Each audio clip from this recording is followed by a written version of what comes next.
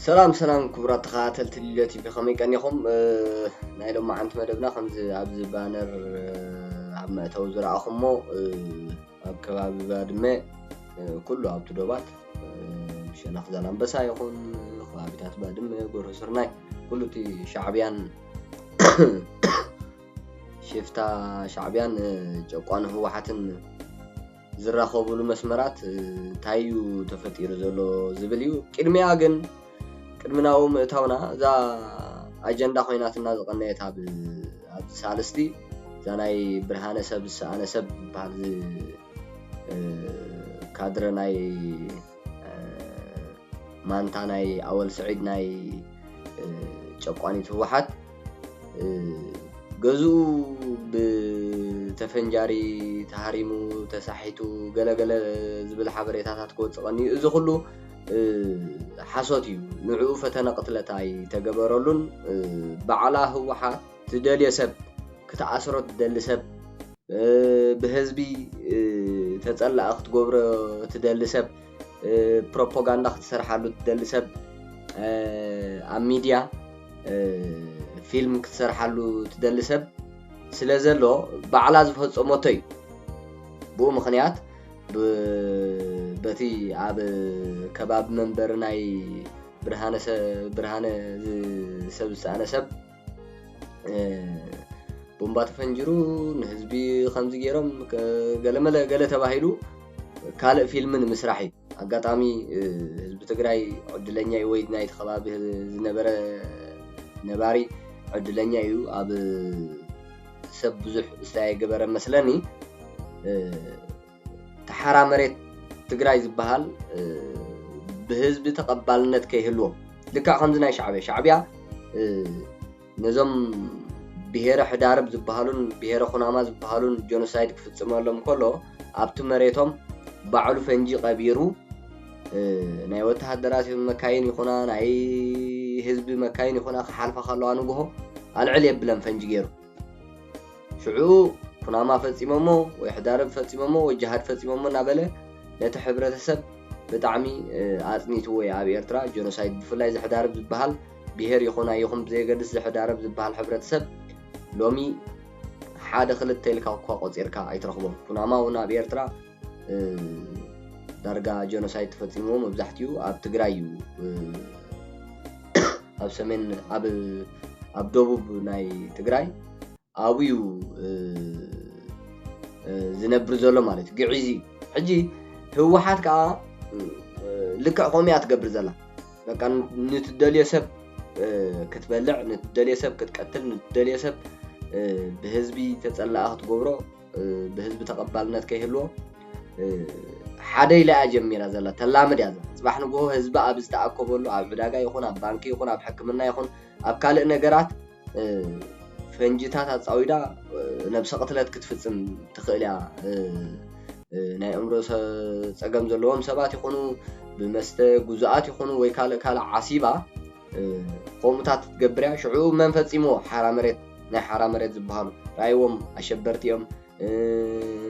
ናይ ህዝቢ ሓልየት የብሎምን ዘረግት ሰላም ካልእ ተባሂሉ እቲ ፊልም ንምስራሕ እዩ ተካይዶ ዘላ ሽፍታ ወይ ካዛ ጨቋኒት ጉጅለ ህወሓት ማለት እዩ ካልእ ነዚ ስዒቡ ዝጅግና ጀነራል ወዲ አንጥሩ ዝበሃል ኣነ ከም ዝረኸብኩ ሓበሬታ بعلت بيتو حكم أب أديس أبا يزول مثلني بستني حرام ريت تجراين مزا ناي برهانة سب سانن متأثر بمقبار منبر بيتو كم زفتشوا يقلت عليه حجتها فيلم كابزيات جمرتانا نبلو ذلنا برهانة سب سانة سب زبهال هو حت بعلا جنرالات هو حت جنرالات ناي دبرتين بعلم بزفت أمو صور متكعتي ويكا صور دبداب ويكا صور ناي فنجي ناي بومبا مفنجر نازي نبلو زلنا جقنا جنرال سقمتو موسديد كيكونت ايك ترفنيا مالتي حجي زوم ناي دبرتين زمرحم حوحات ويكا جنرالاتهم ወዲ አንጥሩ ካብቶም ናይ ግዜያዊ መንግስቲ አካልዩ ናይ ለውጥ አካልዩ አካይዶም ናይዞም ንብሎም ዘለና ጨቋንቲ ወይ ከዓ ሸፋቱ ጀነራላቶምን ደብረጽዮን ዝመርሑ ህወሓትን ምስኦም ዘይሰማዕ ምስኦም ውን ብኦም ውን ዘይግዛእ ናቶም ናይ ጭቆና መስመር ውን ዘይኽተል እዩ እዚ ጀነራል እዚ ፍቱው እዩ ብሰራዊት ጅግንነቱ ውን ዝእመነሉን ዝምስከረሉን እዩ ከምቶም ካልኦት ቀጠፍጠፍ ወይ ከዓ ካልእ ማልእ ዘለዎ ጀነራል ኣይኮነን ስለዚ መንበሪ ቤቱ ከም ዝፈተሽዎ ይውረሎ ጽባሕ ኣብ ሚድያ ከቕርብዎ ክእሉ እዮም ከምቲ ዓንተ ብዝበልኩኹም ሃየ እቲ እሙን ትብሎ ወይ ከዓ ፍቱው ትብሎ ጀነራል ምስ ሓራ መሬት ምትሓዝ ጸኒሕዎ ኣብ ገዝኡ ክንድዚ ቦምባ ክንድዚ ወርቂ ክንድዚ ገለመለ ክንድዚ ጠያይቲ ክንድዚ ገለመለ ረኺብና ገለመለ ኢሎም ኣብ ሚድያ ናይ ደብረጽዮን ህወሓትን ጀነራላቶምን ኣብ ሚድያ ናይ ኣብ መንበሪ ቤት ናይ ወዲ አንጥሩ ኣብኡ ፈቲሽና ዝረኸብናዮ ብጥቆማ ብናይ ህዝቢ ጥቆማ ፈቲሽና ዝረኸብናዮ ንህለኩም ኢሎም ከቕርብዎ ክእሉ እዮም ናይ ኢዶም ኣዋርቕ መዓት እዩ ኣብ ኢዶም ዘሎ ንኤርትራ እኳ ወስድዎ ኣለዉ ፊልምን መስርሕስ መሊእዎም እዩ ኣብኡ ረኺብናዮ ኢሎም ኣብኡ ረኺብናዮ ኢሎም ከቕርብዎ እዮም ስለዚ ህዝቢ ትግራይ ኣብዚ ከይዳናገር ኣነ መልእኽተይ የሕልፍ ምክንያቱ እዞም ጉጅለ እዚኦም ልክዕ ናይ ሻዕብያ ተሓሳስባን ናይ ሻዕብያ አካይዳን ናይ ሻዕብያ ተግባራትን እዮም ኣብ ትግራይ ዘፈጽሙ ዘለዉ ሻዕብያ ከምዚ ዝገብር ባዕሉ ፈቲሹ ብዘይ ፍቃድ ቤት ፍርዲ ይኹን ብዘይ ፍቃድ ሕጊ ይኹን ወይ ብዘይ ፍቃድ ነበርቲ ይኹን ባዕሉ ቤት ፈቲሹ ኣብቲ ገዛ ዝተረኽበ ወላ ሓደ ነገር ዘይሃለወ እናሃለወ ኣብኡ ከም ዝተረኽበ ኣምሲሉ ፊልሚ ዘስርሕ ወይ ከዓ ሰባት እናተዛረቡ ከለዉ ድምፆም ዓፊኑ ካልእ ዘረባን ካልእ ምስልን ዝቐርጽ እዩ ሽፍታ ሻዕብያ ጀኖሳይድ ዝፍጽም ኣብ ሕብረተሰብ እዩ ሽፍታ ሻዕብያ ክፍጽም ተኾይኑ ከዓ ከምቲ ዓንተ ዝበልኩኹም ባዕሉ ኣብ መንገዲ ኣብ ህዝቢ ዝእከበሉ ኣብ ካልእ ማልእ ፈንጅታት ኣጻዊዱ እዩ ነቶም ክበልዖም ክቆትሎም ከጥፍኦም ከጽንቶም ዝደለየ ሕብረተሰባት ስሞም ዘጥፍእን ዘይስሞም ዝህብን እዚ ህወሓት ደብረጽዮን ዝመርሓ ህወሓት እዚኣ እያ ትሰርሕ ዘላ ኣብ ልዕሊ ጀነራል ወዲ አንጥሩ ውን ከምዚኣ ከይሰርሑ ኣይክተርፉን እዮም እንዳ ደብረጽዮንን ወይ ከዓ ዞም ጉጅለ ኣደመ ንብሎም ዘለና ካልእ ትዕለት 5 ንብሎ ዘለና ቀሪቢ ዕለት 5 ኣቋፅራ ግእዝ ግንቦት 5 ቀሪቢ እዩ ኣቢ ውሳነ ዘሕልፈሉ እዩ ኣብ ልዕሊ ሽፍታ ህወሓት ወይ ከዓ እዚ ቦርድ መረፃ ኢትዮጵያ ዝበሃል ሶሪ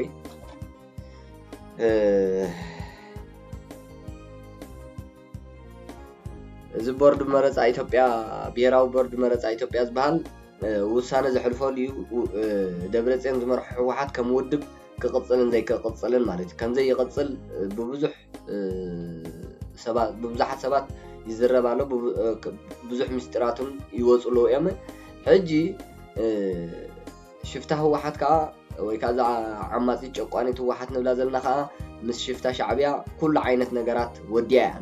ንኹይናት ዝጠቕማ ንሰላም ንልምዓት ነዚ ጽምዶ ገለመለ ንብሎ ዘለና ዘይኮነ ንኹይናት በቃ ኣብ ትግራይ ኣብ ልዕሊ ህዝቢ ትግራይ ኩናት ንምኽፋት ወዲያ ምክንያቱ መስመራት ባድመ እዚ ናይ ጎርፍስናይን ካልእ ዶባትን ዝተፈላለየ ዓይነት መካይን ናይ ደብረጽዮን ዝመርሑ ህወሓት ኤርትራ ትግራይ እየን ዝመላለሳ ዘሎ ኣብኡ ዝተፈላለየ ዓይነት ምንቅስቃሳት ናይዞም ንብሎም ዘለና ክልቲኦም ጨቆንቲ መራሕቲ ናቶም መዓልታዊ ሓያል ዝኾነ ምንቅስቃሳት እዩ ዝካየድ ዘሎ ብፍላይ ብመስመራት ባድመ ማዕለያ ዘይብሉ ምንቅስቃስ እዮም ዝገብሩ ዘለዉ ክልቲኦም በቃ ንብረታት ናይ ህዝቢ ትግራይ ወይ ከዓ ናይቲ ካብ ህዝቢ ዝሰርቆ ውድብ ህወሓት ብሙሉእ ፀፅዒኑ ካብ ነዳዲ ጀሚሩ ወርቅታት ኣፅዋራት መድሃኒታት ብሙሉኡ ናብ ሽፍታ ሻዕብያ እዩ ዘስግሮ ዘሎ ደብረጽዮን ዝመርሑ ህወሓት በቃ ንኹይናት ተዳልዩ ኣፅዋራት ብሙሉኡ ኣሎ ዝበሃል ኣብ ትሕቲ TDF ዝነበረን ካብ ወረርቲ ሓይልታት ካብዞም በዓል ንብሎም ዘለና ፋኖ ይኹን ሰራዊት ኢትዮጵያ ይኹን ካብ ኩሉ ዝረኸቦ TDF ብጅግንነት ዝማረኾ ኣፅዋራት ብሙሉኡ ስርዓት ህግደፍ ወይ ከዓ ሽፍታ ህግደፍ ወይ ሽፍታ ሻዕብያ ኢሳያስ ዝመርሖ ሽፍታ ሻዕብያ ንሱ ዝርከቦ ዘሎ ንጽባሕ ንግሆ በቃ ኣብታ መዓልቲ ውድብ ኣይኮንኩምን ከም ውድብ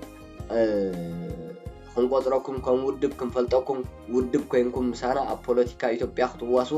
ጉባኤ ግበሩ ኢሉ ኣብ ክንደይ ግዜ ተዛሪቦም ኣይንገብርን ዕንጫ በቃ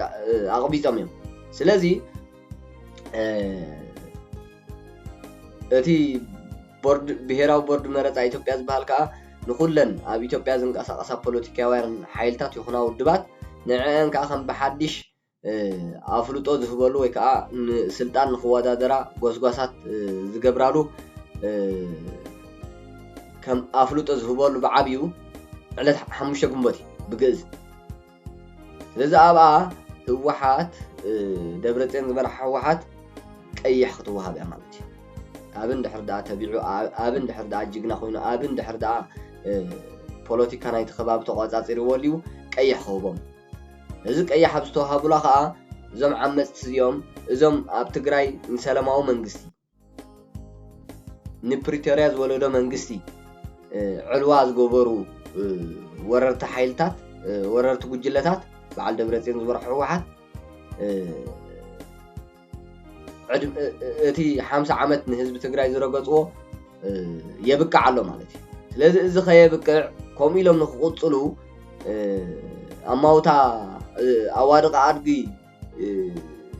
ክገብርዎ ወይ ከዓ ብድሕረይ ከምቲ ኣድጊ ትብሎ ዳንዴራ ይብቆላ ክገብርዎ ምጥፋእ ምጥፍኡሲ ሓቢርና ንጥፋእ ዝዓይነቱ ንህዝቢ ትግራይን ብሓፈሻ ነቲ ከባቢ ንኸጥፍእዎ ኣብ ኩናት ንኽሸምዎ ኣብ ኩናት ከዓ ስለ ዝዓብዩን ኣብ ኩናት ከዓ ስለ ዝነብሩን ምድላዋቶም ናይ ኩናት በዛ ፅምዶ ንብለ ዘለና ወዲኦም እዮም ኢሳያስ ከዓ ይደፍኦም እዩ ዘሎ ያላ ያላ ያላ ያላ ቶሎ ቶሎ ቶሎ ቶሎ እዩ ዝብል ዘሎ ምክንያቱ ተዓድል ክጥቀመላ ይኽእል ይደሊ ዘሎ ይሃርፍ እዩ ዘሎ ኢሳያስ ምክንያቱ ከይጠዓሱ በዓል ደብረፅዮን እሞ ንኣብይ ቅሬታ ኢሎም ተመሊሶም ምስ ኣብ ከይኾኑ እታ ምፍራስ ናይ ኢትዮጵያ ከዓ ኢሳያስ ከይስእና ወይ ከዓ ከይተሓልፎ ኣብዚኣ እዮም ዝቀዳደሙ ዘሎ ኢሳያስን ካልእ ጉጅለታትን ንደብረፅዮን ዝመርሑ ህወሓት ዝህውኽዎን ዝደፍእዎን ዘሎ ኣብዚኣ እያ በቃ እታ መግለፂ ዝወፀትላ መዓልቲ ሸዓ እዩ ክጥርፎም ዝደሊ ዘሎ ኢሳያስ እሶም ከዓ ሸዓ እዮም ክሽፍቱ ዝደሊ ዘሎ ብድሕሪኡ ኣብ ነዚኣ መልእኽቲ እዚኣ ተቢዑን ጅግንነት ፈጢሩን ድሕር ዳኣ ኣሕሊፍዋ ብድሕሪኡ ዝቕፅል ሕጊ ምኽባር እዩ ነዞም ሰባት እዚኦም ኣብ ትሕቲ ሕጊ መሓዝ ብጫ ከምታ ናይ መንሽሙ ብጫ ሄሊኮፕተር ገይሩ ካብ መቐለ ካካብ ዝተደበቕሉ ኣዲስ ኣበባ ከእትዎም እዩ እቲ እንድሕር ዳኣ እታ ውሳነ ኣሕሊፍዋ ውሳነ እንተሓሊፋ ናይ ግድን እያ ከምኣ ክትከውን ግን ነዚኣ ይገብራ ዶ ኣብይ እያ እሶም ከዓ በቃ ከምኣ ክገብር እዮም ዝደልዩ ዘለዉ እምበር ክቕበሎም ከም ውድብ ኢኹም ትቕፅሉ ክብሎም ይደልዩ ኣለዉ በቃ ክድውሽዋ ኢሳያስ እውን ከም ውድብ ክቕበሎም ኣብይ ንበዓል ደብረፅዮን ኣይደልን ምክንያቱ ኩናት ረብሓ ኣለዎ ኣብቲ ከባቢ ኢትዮጵያ ክትፈርስ ከላ ንሱ ይዓቢ ትግራይ ክትዓኑ ከላ ንሱ ይዓቢ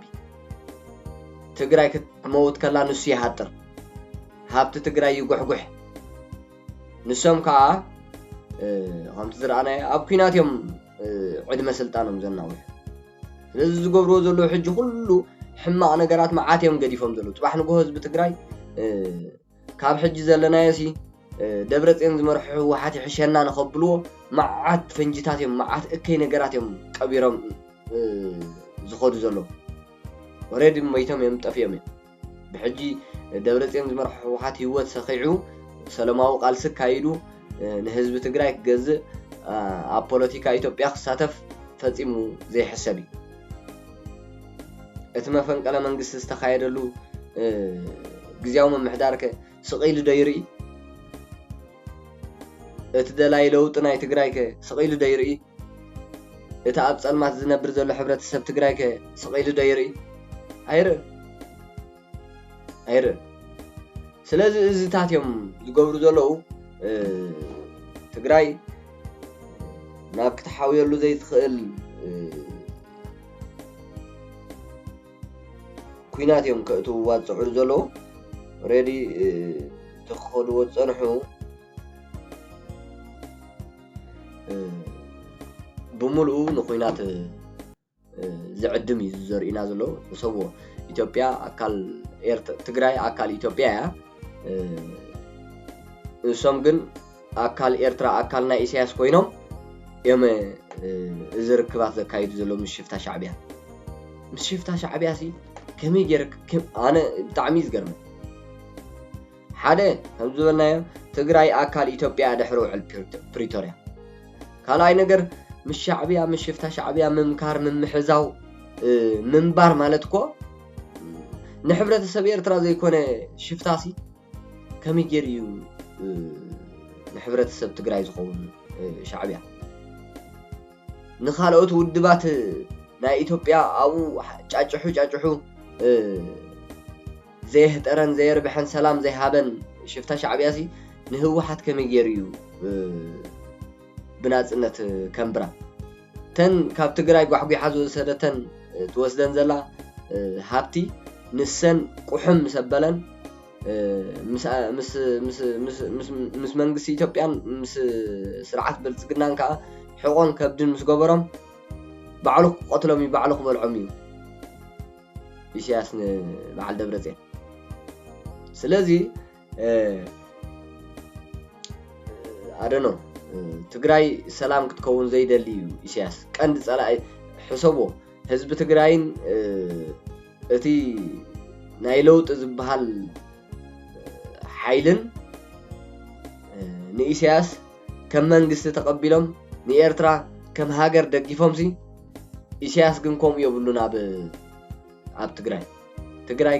ከም ትግራይ ክትቅፅል ኣይደልያን ሕብረተሰብ ትግራይ ከም ሕብረተሰብ ክቅፅል ኣይደልያን ኣብ ኤርትራ ከምኡ ስለ ዘይደሊ ኢሳያስ ኣብ ትግራይ ከምኡ ክገብር ኣይኽእልን ከመይ ገይሩ ንሕብረተሰብ ኤርትራ ከም ሕብረተሰብ ኣብ ዓለም እናፀነተ ወለድኡ እናሃሰሰ ዝኸይ ዘሎ እኮ ሕብረተሰብ ኤርትራ ኣብ ዓለም ቆላሕታ ዘይረክብ ዘሎ ዘርኡ ዝፀንስ ዘሎ ሕብረተሰብ ናይ ኤርትራ እዩ 3 ሚልዮን 5 ሚልዮን ዝነበረ ብዙሕ ህዝቢ ኤርትራ ኣብዚ ግዜ እዚ ክንደይ ኣሎ ብዙሕ ህዝቢ ኤርትራ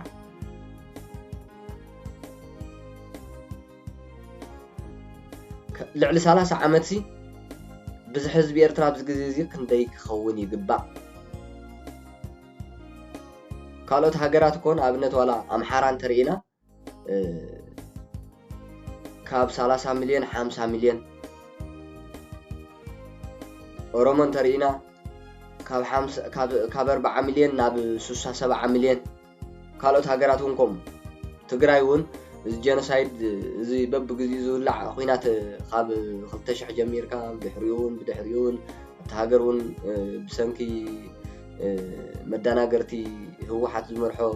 ኢህአደግ ኣብ ኩናት እንዳጠፍአት መንእሰይ እምበር ደሓን ነይሮም ስለዚ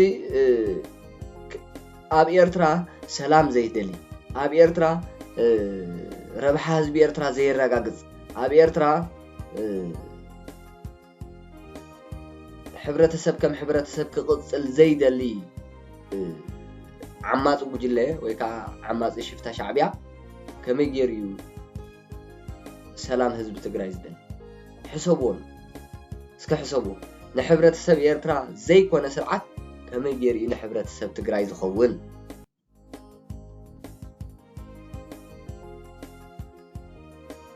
ከመይ ጌሩ ስለዚ ኣብ ምጥፋእ ዓብይ እዩ ንህወሓት ዝሓቑፎም ዘሎ ብድሕሪኡ ኣይግድሶን ናቱ ይኮን ብድሕሪኡ ፍፅም ብዛዕባ ትግራይ ይኹን ብዛዕባ ካልእ ኣይግድሶን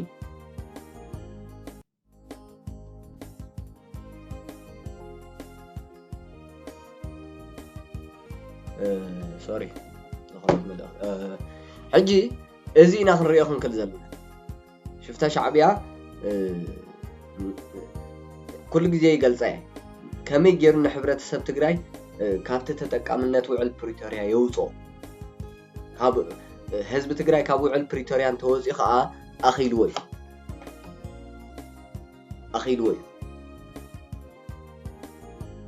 ህዝቢ ትግራይ ዝድሕን ህዝቢ ትግራይ ቁስሉ ዝሓዊ ህዝቢ ትግራይ ሓርነቱ ዘረጋግፅ ኣብ ውዕል ፕሪቶሪያ ነይራ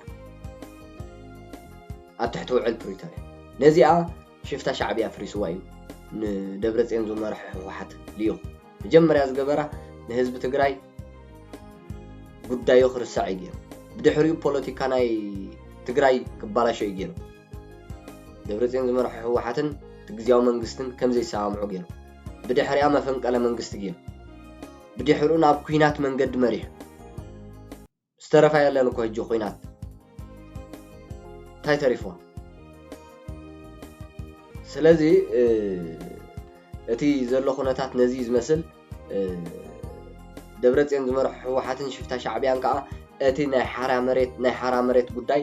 ብጣዕሚ ኣስጊእዎም እዩ ዘሎ በቃ ብኩሉ ጉጅል ኢሳያስ ብኩሉ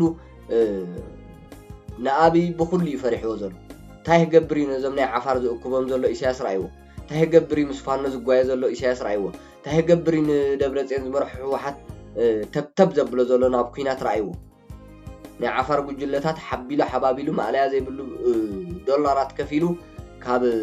ካብ ኢትዮጵያ እቶም ዓፋር እቶም ኤሊት ዝበሃሉ እቶም ኣብ ፖለቲካ ይሳተፉ እዮም ዝበሎም ንዕኦም መንዚዑ ወሲድዎም ኣሎ ንኤርትራ የሰልጥኖም ኣሎ የጠንክሮም ኣሎ ይኣኻኽቦም ኣሎ ዓፋር ከዓ ዓፋር እዩ ከምዚ ንሕና ሰሜን ደቡብን ትግራይ ኣይኮነን ዓፋር እዩ በቲ ብሰሜን ብኤርትራ ዘሎን ብደቡብ ብኢትዮጵያ ዘሎን ይሰማምዖም ካብ ኩሉ ዓፋር ኣኪቡ ኣብ ሓደ ምፅኡ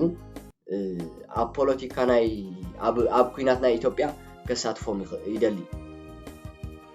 ይኽእል ይኻ ዓፋር እዩ እቲ ናይ ትግርኛ ሕብረተሰብ ከዓ ኢሳያስ ንሕና ስለ ዝቐደምናዮ እምበር ፅምዶ በቃ ፅምዶ ኢሉ ንቕሎ ኢሉ ሰላም ኢሉ ነቲ ሕብረተሰብ ናይ ትግራይ የእሚኑ እቲ ትማለ ቀያን ጅግንነትን ዝፈፀመ TDF ብደብረፅዮን ዝመርሑ ህወሓትን ጀነራላቶምን ተመሪሑ ተዋጋኢ ሰራዊት ኣብ ኢትዮጵያ ክኾነሉ እሱ ከዓ ሰራዊት ስለ ዘይብሉ ምስ ኢትዮጵያ ክገጥም ዝኽእል ሓይሊ ስለ ዘይብሉ ነዋሕቲ ብረታትን ኣፅዋራትን ሒዙ ብድሕሪት እዚኣ እያ ሓሲብዋ ኢሳያስ እዚ ንሕና ቀዲምናዮ ጀነራላት ናይ ደብረፅዮን ጥርሖም ኣትሪፍናዮምና እቲ ዝኸኣለ ዝተብዐ ዕድል ዝረኸበ ናብ ሓራ መሬት ከኣቱ ጌርና ኢና እቲ ዘይከኣለን ዕድል ዘይገበረን ከዓ እንተኽኢሉ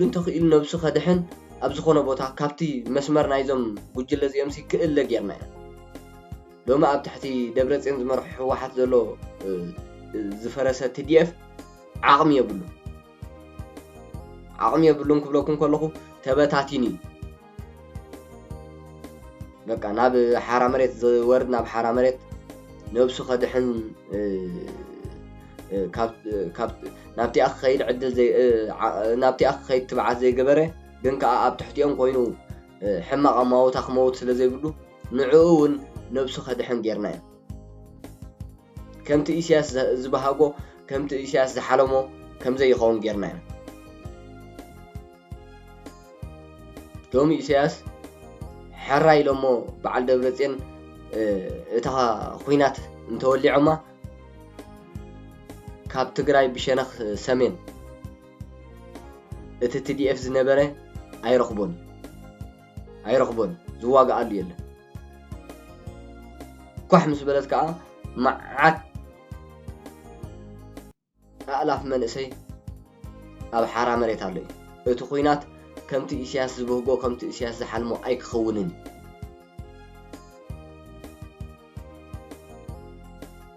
እንታይ ኢላ ድያ ኣብ ልዕሊ ጀነራል ወዲ ኣንጥሩ ስጉምቲ ንምውሳድ ክትጓየዝ ፀንሐት ደብረፅዮን ዝመርሐ ህወሓትን ጀነራላታ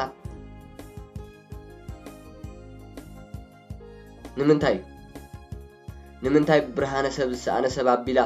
ኣብ ልዕሊ ጀነራል ወዲ ኣንጥሩ ካልእ ፊልም ንምስራሕ እዚ ሜላ ኣምፅኣቶ ዝሓሳብ ኣምፅኣቶ ደብረፅዮን ዝመርሐ ህወሓት ምክንያቱ ፅባሕ ንግሆ ነቲ ኩናት ነቲ ኢሳያስን ደብረፅዮን ዝመርሑ ህወሓትን ዝውልዕዎ ኩናት ንዑ كهدوء زخلو بعلو دان طريم نعو أبدوتا خطو زخلو سلام حزب تግራይ كحلو زخلو بعل ጌታቸው እዮም ጻድቃን ካልኦት بعل ስየ እዚኦም እዮም ነዚኦም ያ ተዓር ዘላ ነዚኦም ያ ከተጥፍ ትጓየ ዘላ ከመይ ለምደ ምስተጸለሉ ጌታቸው አምሊጥና ይለው حسبو كم ودب بعالم كفلتو عالم أخرر تأذنتي ناي كوينات مرحتنا بلت كتطفو من قصلت كم زي طفوز جبر جيتاچو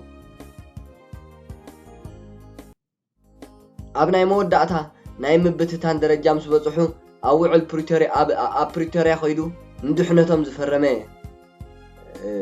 ጌታቸው ሲ ባንዳ ኢላ ከዳዕ ኢላ መፈንቅለ መንግስት ጌራቱ ስለዚህ ኣብ ትግራይ መፈንቅለ መንግስት ይተኻይደን ወይ አይተገብረን አይኮን ኣብ ልዕሊ ጌታቸው የም መፈንቅለ መንግስት ጌራው ህዝብ ትግራይ ሞ መንግስት ኩሎም ዞም ኩሎም ባዕል ወዳ አንጥሩ ንብሎም ዘለና ካልኦት ጀነራላት ንብሎም ዘለና ሲየ ጻድቃን ጌታቸው ባዕሉ እዚኦም አለው ወኸድሕንዎ ግን ሓንሳብን ሓዋርን ህዝብ ትግራይ መንግስት ከም ዘይረክብ ጌርና ኢና እናበሉ ኮብራ ሓምሓም ዝሃርሙ በዓል ደብረጽዮን መንግስቲ አይፈረሰን ጌታቸው አለው ጻድቃን አለው ኩሎም አለው በዓል ሲየሎ ጀነራላት በዓል ወዳ አንጥሩሎ ካልኦት አለው ስለዚህ ነዚኦም ንወዳ አንጥሩ ክትበልዖ ክትቆትላ ያደልያ ወይ ከዓ በህዝብ ተቀባልነት ከህልዎ አትገብር ደልያ እዚ አብገዙ አጽዋራት ረኺብና ወርቅ ረኺብና ኩንታላት ሸጓጉ ጥገለመለ ኣብ ትሕቲ ኣኹም ዘሎ እንታይ ዲ ኣብ ትሕቲ ጀነራላት በዓል ምግበይ በዓል ጀነመዲድ ዘሎ ማዕልያ ዘይብሉ ወዳ አንጥሩ ኮ ከምትናትኩም ይብሉ ጌታቸው ኮ መንበር ገዛ ይብሉ ኣብ ክራይ ይነብር ሞ አሉ እቶም ምስኡ ተጋዲልኩም ድሕሪ ፕሪቶሪያ ሃብቲ ህዝብ ትግራይ ጓሕጉሕኩም ወርቅታት ናይ ትግራይ ጎቦታት ፈንቂልኩም ቀዲድኩም ንኤርትራ ሸጥኩም ማዕልያ ዘይብሉ አባይት ሃኒዝኩም ማዕልያ ዘይብሉ ዶላር አኻዕቢትኩም ጌታቸው ግን ዝካረ ገዛውን ይብሉ ተናብ ኢዱ ዘሎ አንተ ተወዲየ ነው ጌታቸው ዝካረ የሉ ይብሉ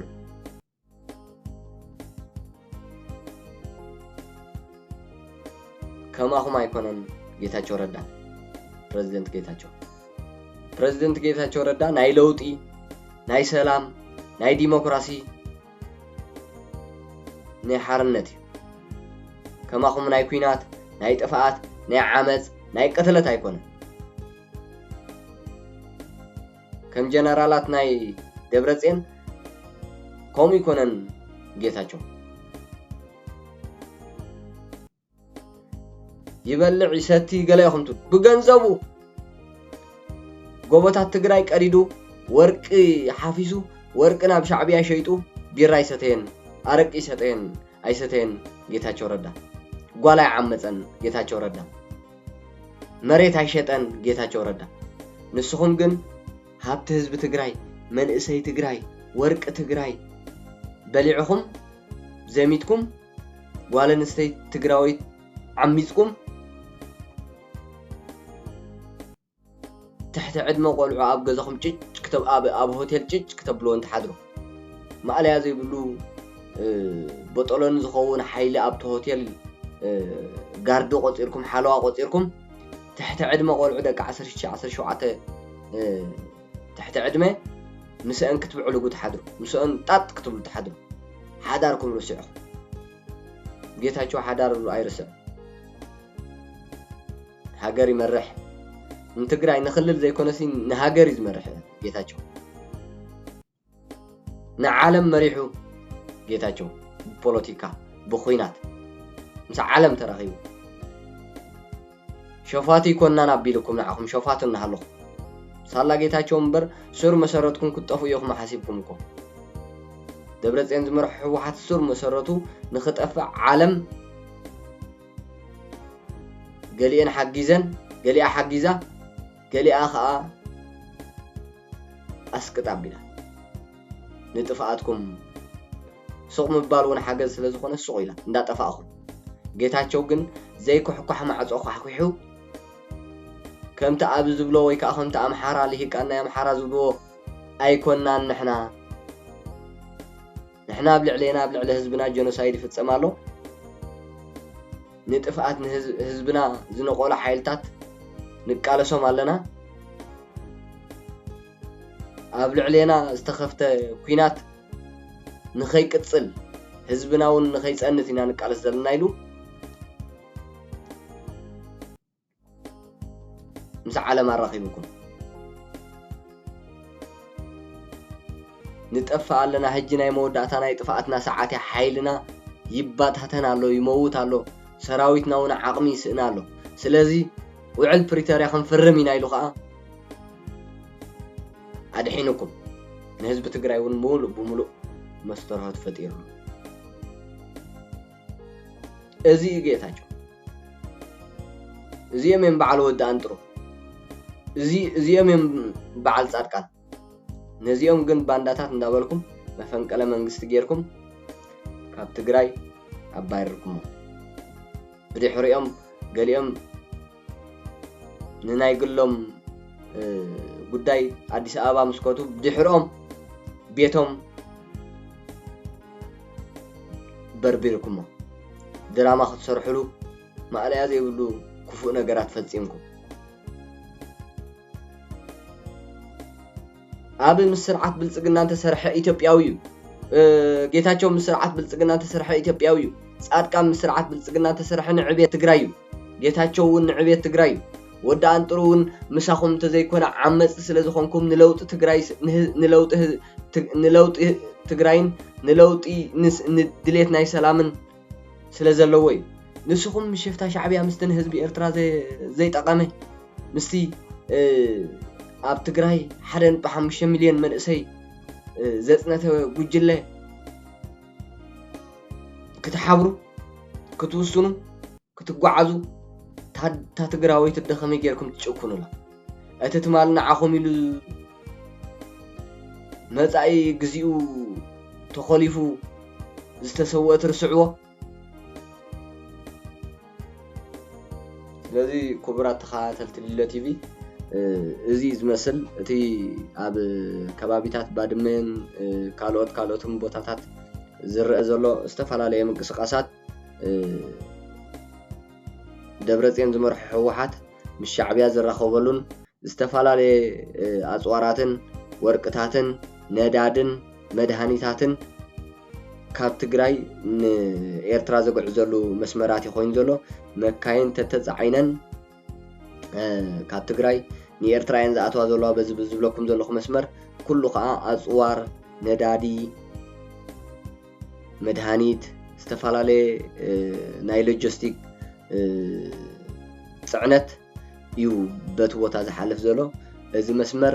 ክልቲኦም ከም ድላዮም ዝራኸብሉ ኮይኑሉ ኣብዚ ግዜ እዚ ኣብ ትግራይ ከዓ እዚ ክገልጸልኩም ዝጸናሕኩ ኩነታት ተፈጢሩሎ ነቲ ሓራ መሬት ብህዝቢ ተቐባልነትን ተኣማንነትን ከይህልዎ ኣብ ልዕሊ ጀነራል ወዲ አንጥሩ ከምዚ ዓይነት ድራማ ንምስራሕ ጀሚሮም ኣለዉ ወይ ከዓ ከይዶም ኣለዉ ማለት እዩ ስለዚ ናይ ሎማዓንቲ መደበይ እዚኣ ትመስል ክቡራት ተኸታተልተይ ኣብ ናይ ካልእ መዓልቲ መደብና ክሳብ ንራኸብ ሰላም ኣብ ዕለት 5 ግንቦት ከዓ ዓብይ ብስራትን ንህዝቢ ትግራይ ብሓፈሻ ነቲ ሕብረተሰብ ትግርኛ ወይ ነቲ ከባቢ ነቲ ሕብረተሰብ ናይ ትግራይ ዘለዓለማዊ ርፍታ ዘለዓለማዊ ሰላም ዘምጽእ ዜና ንሰምዓሉ ወይ ከዓ ጽቡቕ ነገር ንሰምዓሉ ክኸውን ተስፋ ይገብር ሰላም ንህዝቢ ትግራይ ህዝቢ ትግራይ ይዕወት ሰራዊት ሓራት ትግራይ ይዕወት ሰላም